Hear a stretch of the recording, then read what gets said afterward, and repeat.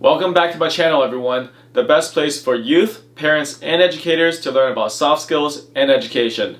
Now, in this mini-series, I am weighing the pros and cons, the strengths and limitations of public and private schools. In my previous videos, I compared their resources and their educational philosophies. Now, in this episode, I'm going to compare their educators.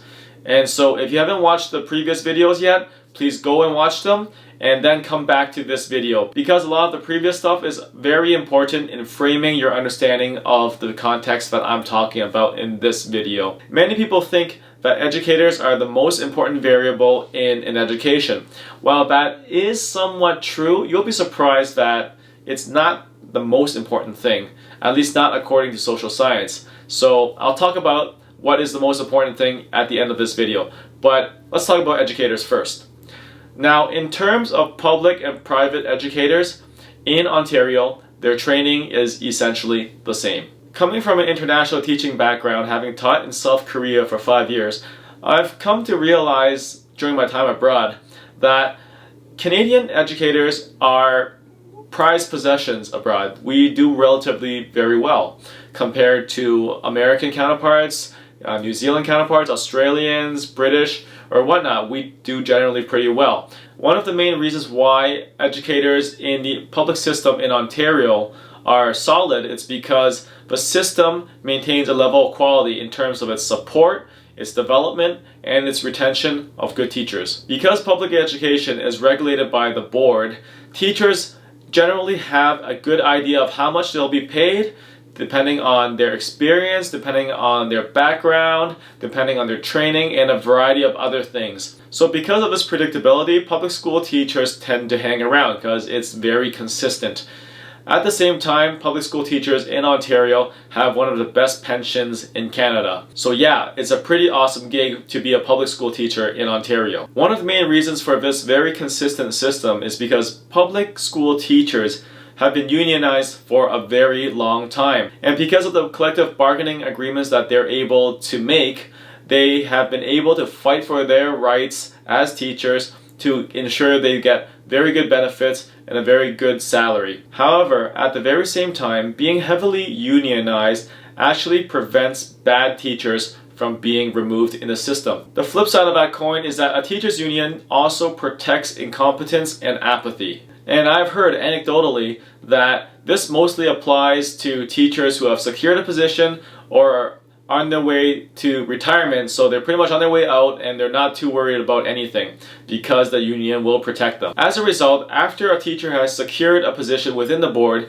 there is very little incentive for them to keep working and improving. So in a recent study of Ontario teachers, what the study found was that 1 in 3 teachers actually fail in elementary level math. And even though the current government, the Ford government, is pushing for teachers to improve on their elementary level math, the union is fighting tooth and nail for this. And this is somewhat ridiculous when you think about how a math teacher who's supposed to teach children math actually may not have the ability to do the math themselves. And yeah, sure, some people say in education that people who teach the things don't necessarily have to understand it to teach it. I call bullcrap on that, because how are you supposed to teach anyone anything if you actually don't understand it yourself, right? The quality of teaching would be very limited. I'm not saying this without justification. According to a recent study by Stanford University, what they found was that a teacher's cognitive ability has a great impact on student learning outcomes. So the fact that a teacher may not be able to do the math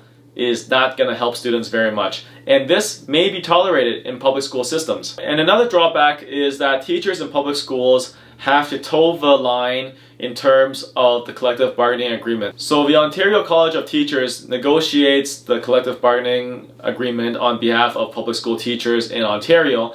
And so it's their responsibility to strike deals with the government in terms of the working scope of teachers. So, for example, reading off here, according to the agreement between the Toronto District School Board and the Elementary Teachers Federation of Ontario, teachers are not required to perform supervisory duties outside the 300 minutes of normal daily instructional program. And as a result, many public school teachers don't have to supervise detentions, lunch duties, and they're mostly limited to their instructional roles. And so in order to fulfill all the other functions of a school, such as bus duty, lunch duty, schoolyard duty. Schools essentially hire child and youth workers. However, there's also problems with youth and child workers as well. The CUPE, which negotiates the collective bargaining agreements for child and youth workers and other essential positions within the schools. So what happened was the negotiations carried on into the weekend. And basically, parents were left in a limbo where they were not sure whether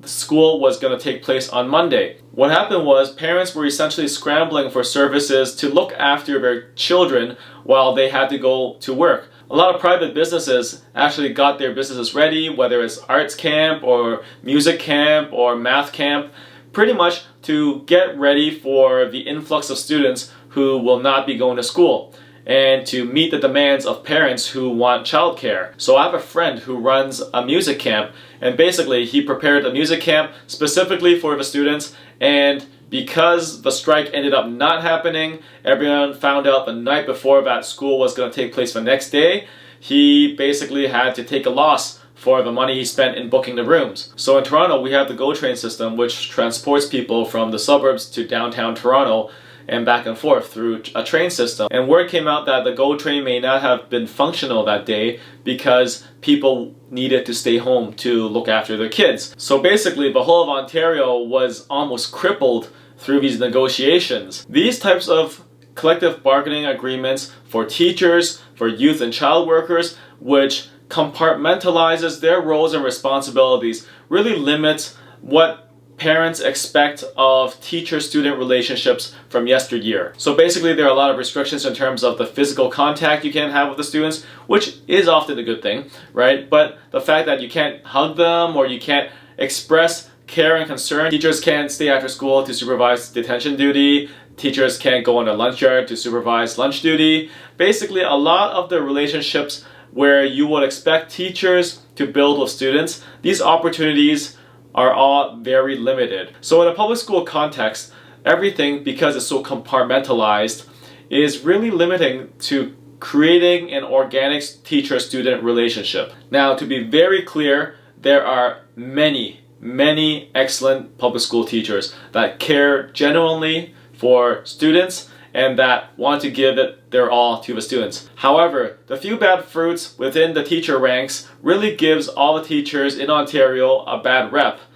And in addition, there are systemic things that prevent teachers from really giving it their all to the students. Now, when I share this position with some public school teachers, they're actually surprised by this. They say, "Hey John, what are you talking about? We give it our all, we care about the students," and so on and so forth. But I'm coming from a private school perspective because I've taught in both systems before, right? Even though I've taught in a private school system much longer than a public school system, I have a good idea of what happens in both.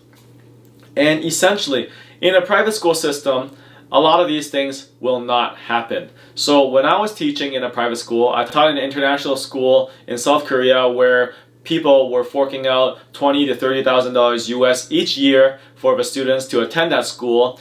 Basically, the teachers at that school, they did lunch duty, they had chapel with the students, they went on field trips with the students, they went on international trips with the students where they would spend perhaps over a week seeing the students on a daily basis, having meals with them or whatnot. Basically, the organic relationship was really able to flourish in private schools because there are no such limits in a private school setting. Given that the training of the teachers is essentially the same, teachers with less limitations were able to give a lot more to the students if they wanted to. However, the Ministry of Education in Ontario doesn't accredit, oversee, or supervise the operations of private schools. So private schools are allowed to have their own procedures. And therefore, as a result, there can be major inconsistencies across private schools. So like I said before, it's not fair to make a broad statement that private schools are better than public schools. It really depends on the specific private school. So for example, the educators' pay in private schools can be extremely inconsistent. In the case of profit-driven schools, many times their margins mean everything. So in many cases, teachers barely make more than the minimum wage. On the other hand, some private schools are willing to pay top dollar for top talent. So to give you an example, I know of a friend who taught at a private school which was very frugal, and this friend pulled in about 40,000 Canadian each year. However, this friend was able to move from a frugal private school to one which was willing to splurge on his teachers. So literally over a course of a summer, this friend of mine was able to go from 40,000 Canadian dollars to 130,000 dollars Canadian, on top of all the benefits that public school teachers will have. So the Ontario Teachers Pension, my friend got all that as well. So as a result, there can be extreme inconsistencies across the board for private schools, and a lot of the top teachers who are in public schools or in private schools would flock towards the schools that are willing to pay top dollar, and basically they would never leave because you get paid like a professor there. And on top of that, like I said in the video about educational philosophies, some schools may be very limited based on their educational philosophy. So for example, if a school is a Christian school, their pool of talent will be limited to Christians, and as a result, they'll have fewer candidates to be teachers. Because there are no collective bargaining agreements between teachers and private schools with the schools, essentially private schools are able to get more out of their teachers, and teachers are expected to do more. So it's not that the 130,000 is not deserved, they actually have to do a lot more. So for example, when I was teaching in South Korea, what I had to do was basically show up at school at 7 or 8 and leave at around 5. Basically, the length of time teachers have to spend in private schools tend to be longer than that of public schools. Furthermore, teachers in private schools have more autonomy than that of public schools. So if you haven't checked out my mini-series on motivation, which I'll put in the cards above here, intrinsic motivation is largely regulated by autonomy, relationships, and competence. So if private school teachers have more autonomy in their schools, they can basically pursue their own interests with less red tape, and they're basically more driven to achieve results. So as long as the teacher is competent, they'll generally do well. Now you may think that what separates student learning outcomes in terms of public versus private education is the educators. That's actually not true. In the next video, I'm going to be talking about what social science tells us is the main differentiator in terms of public and private school. If you haven't done so already, click the subscribe button and hit the notification bell so that you receive an update when the next video comes out. And if you like the video, give it a like and leave a comment below and let me know your thoughts. Take care.